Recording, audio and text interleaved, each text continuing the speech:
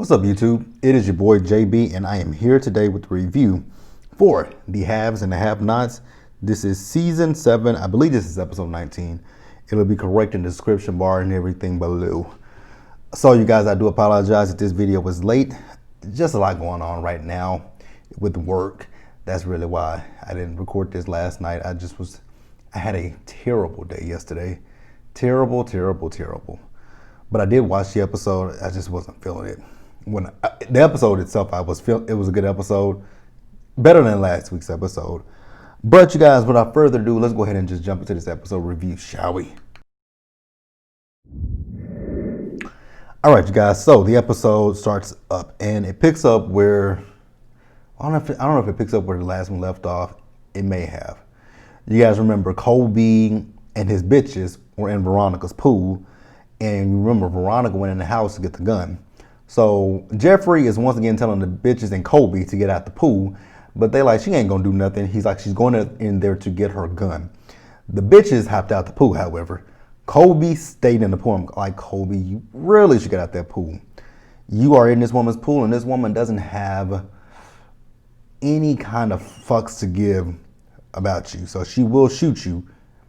So, you know, Samuel goes in the house and he stops with Veronica. She says, if you hear gunshots, call the police.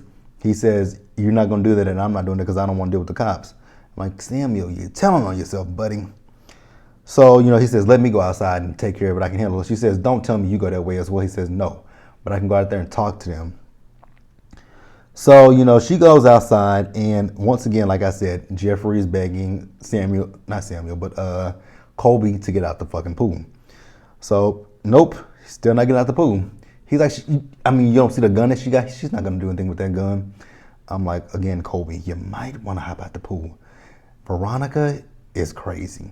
So then, you know, she starts to shoot, and, you know, she starts shooting. And, you know, Samuel, he grabbed her. Now, before he grabbed her, you know, she was talking about, no, let it stay in the pool. He said it. She says, yes. And then, you know, but actually, Samuel asked her at one point, did she know those men? She says, I don't know those things. The fact that she's just so damn disrespectful of gay people, disrespectful ass, and you a black woman. So, you know, once again, like I said, Jeffrey was telling him to get out the pool. He finally got out the pool. But before he got out that pool, he did read her ass. He read the shit out of her. She called him he said, well, you are it too. You're not that cute. You're not that attractive. You're not attractive, but you're not unattractive. You're not old, but you're not young. And then he told her she was ran through. I was like, ooh, zingers. And then let's move over to David and Alyssa. Now, this scene kind of could have did without David and Alyssa, but okay. So David goes home, and Alyssa is once again at the house. So she wants to talk to David, and David says no. Leo has checked her. She's good. She ain't got nothing on her. So he says, okay. She says, can we go in the house? He says, okay. So then she comes in the house and she apologizes to him. She says, you know, I apologize. I came at you a lot differently than what Erica did. You know, Erica slashed her tires to get your attention. See, I tried to come at you a different route. I tried to offer myself to you. You know, you can have me however you want, whenever you want. And I'm just thinking to myself, like, so you ain't got no bit of self-esteem? Talking about she wants a house and all this. I'm like, again, no self-esteem, huh? It's just in the ground, huh? Okay. So then, you know, she lets him know that they know each other. He was like, how do I know you? And she was like, you know, when she was, I think 7, 8, somewhere, she was a kid. Her father raped her and her sister. He murdered her mother. And she asked him, you know, when they sent her father to prison, where was she going to go? And that jogged David's memory. He remembered her. And again, like I said, this girl ain't got no self-esteem because, I mean, she's just talking about, I can be, you know, she wants to be kept, but she'll do whatever he wants. And then she decides to go down on him. I'm like, and he didn't stop her. I'm just like, okay, David, if you say so, buddy. Let's move on. All right, you guys, this scene with Hannah and the accountant dude, I don't even know what his name is. But, you know, they still going over Catherine's, you know, giving her the power of attorney. They're still talking about some of the terms that she doesn't know anything about. And they're also flirting with one another as well. And, Hannah is just worried about not fucking shit up. Hannah is worried about it because, Catherine trusts her. And the accountant dude said something that, hella, even I was thinking, shit. She gave you the power of attorney. She got all this money. You ain't got no money. And especially for a nigga like me who is in debt, like I got student loan debt, I would take that and I would take some of her money and pay my damn debts off. I'm pretty sure she would be none the wiser. She might be, she may not be. I wouldn't give a fat fuck if she was. She'd be like, did you spend some money? I'm like, oh. I mean, you were in jail, so I didn't think you were ever coming home for murder. So, yeah. Took a little here, took a little there, took a little everywhere. Again, I didn't think you were coming home. But Hannah's like, she's not like that. I'm like, shit, you better than me. You are better than I am, because I would take from her in a heartbeat. Just saying. So, Veronica. Well, no, not Veronica. My note says I wish Veronica had shot Colby. So Colby and the bitches go back to, I guess that's Madison's apartment. The bitches are upset at him about putting their life in danger. And, they leave to go get a drink. So then it leaves just Jeffrey and Colby together. Jeffrey is wondering if Colby is on some drugs because that can only explain why he did the things that he did. Not necessarily. I mean, it could just be the alcohol. The alcohol could have given him so much liquid courage that he wasn't afraid of dying. So then Madison comes home and, he asks Jeffrey and Colby, what did he miss? Well, you missed him going to Veronica's house and you missed Colby almost getting shot and killed by Veronica. Yeah, that. So then, Colby tells them, like, y'all both need to talk. You think he's after you for just your body. Your dad saw y'all having sex. Y'all just got to talk about this whole relationship. Then he gets a phone call. He's like, where can I go take this phone call? So he goes into the room, takes the phone call, and we find out that he is an escort. And, he tells the person his race is $250 an hour. He only plays safe, XYZ, XYZ. I'm like, oh, okay, Colby. I can't knock your hustle, but let's move on. All right, you guys, and next we see Veronica call this guy over. I actually didn't recognize him. You guys can let me know in the comment section if you guys remember him. I don't. Maybe I do, and I'm just not thinking about it. But obviously he's a mercenary and he works for Catherine. So Veronica tells him that she's been followed and she thinks it's by her husband. I'm like, David doesn't have anybody following you. That would be Jim having someone follow you. So, she tells him that she wants his help. And then, she starts offering him money, but she also wants to sleep. And I'm like, Veronica, I guess you ain't never met a dick that you want to say no to, huh? God, Veronica's a hoe. I mean, she is straight up a hoe. Damn. And this is all in the span of one night. Girl, you slept with the gang member. You almost had sex with Benny. Then you came onto this mercenary. And then the judge at the end of the episode, like, girl, have you had time to wash your puss? Just asking, have you had time to wash that thing? But okay, Veronica. Then let's move over to the hospital. I really, really, really want to know why is Jim still in this hospital bed with this motherfucking bullet. It was a flesh wound, but whatever. David shows up, tells Jim that he wasn't able to find Wyatt, and then Jim goes to his phone. He finds out that the car is at the police station. I'm like, wait a minute, how in the hell did the car get to the police station? Who the fuck has the car?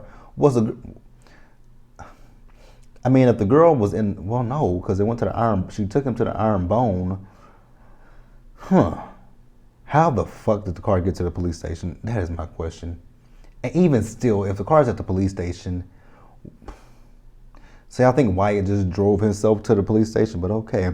So David's like, you know what, I'll go down there and I'll talk to Carmen. And I'm like, wait a minute, who the hell is Carmen? I'm like, oh God, Tyler Perry, so you're going to introduce us to yet again another character, aren't you? Cool. Not really, but okay. Let's move on. All right, you guys, and then let's talk about Veronica once again. So Veronica, She is getting a background check done on Sam and Laura because she doesn't know what they're up to. And then we see David. David goes to the jail and trying to get information from Carmen.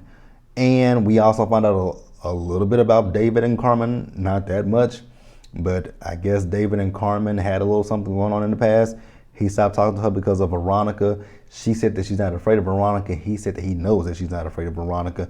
She tells him once again, you're not getting any information from me. Go find one of your judge friends. He says, they all are basically corrupt at this point or something like that. Don't know, don't care. So then we see Samuel. So Samuel has finally finished with the pool and with Veronica's camera. So Veronica wants to pay Samuel, however. Samuel says that's not necessary. She says, let me pay you. He says, no. She says, let me pay you. No. So then, he's talking about, I got to get back home so I can finish making dinner for my wife. What do you cook for her? I cook all of her favorites. So then, Samuel is talking about the camera and the fact that one of the wires was cut. And Veronica acts like she don't know nothing about it. You know why the wires were cut. Don't play. Excuse me, y'all. So yeah, they have a little bit of back and forth. He tells her that, the kiss that happened with them, he ain't see nothing, he ain't do nothing, he don't know nothing. Mom is the motherfucking word. Mom's is the motherfucking word with him. I'm like, okay, Samuel, goodbye. Bye-bye. All right, so let's move on, you guys. All right, you guys. I think I'm going to go ahead and wrap this episode up with these scenes that we're about to talk about. So Justin, we see him. He's at his crib. He's taking down his shrine of Justin. He's having flashbacks about this one-sided relationship with Justin that has been in his head this entire time. So then there's a knock at his door. Who's at the door? It's Colby. I'm like, oh, okay. You called a prostitute. No shade, no shame, no shade, and no judgment. So Colby comes in and, they start talking. And then, Justin's like, your profile says that you are masculine and you're not masculine. He says, Daddy, I can be whatever you wanted me to be. He says, nope, you can get out. But then he's like, well, can we talk first? So then there's another knock at the door. And who's at the door? It's Tanner. Tanner gives me the vibes of, he's an undercover gay. Like, he's just undercover. Like, it's just something about Tanner that doesn't sit well with me. Like, why are you so concerned about your brother and who he's having sex with? Do you want to fuck your brother? Actually, you know what? As nasty as that sounds, I feel like that's what it is. So yeah, Tanner comes in. So then let's move over to Veronica. So you guys remember, Veronica is helping Celine get some money from Jim. So she called over a judge, and she's telling her, obviously the judge hates Jim. So she's telling him she needs $50,000. He says, you know what? I got you. I'm gonna go sign that order, and I'm gonna sign the warrant. And you can hand deliver it to me tomorrow if you want to. She's like, oh yeah. So then, he says, can we, do something for old time's sake? I'm like, Veronica, damn girl, yo puss. It got hella miles on it. Like, you just wearing that puss out. Colby was right. You are riding through. So let's move back over to Tanner real quick, you guys. So Tanner, we found out that he cloned Justin's phone, so he knows everything that's going on between Colby and Tanner. I mean, not Colby and Tanner, but Colby and Justin. Now, Colby was like, oh, we go to the same gym. He's like, what gym? The gym that he goes, so I would have said the same shit too.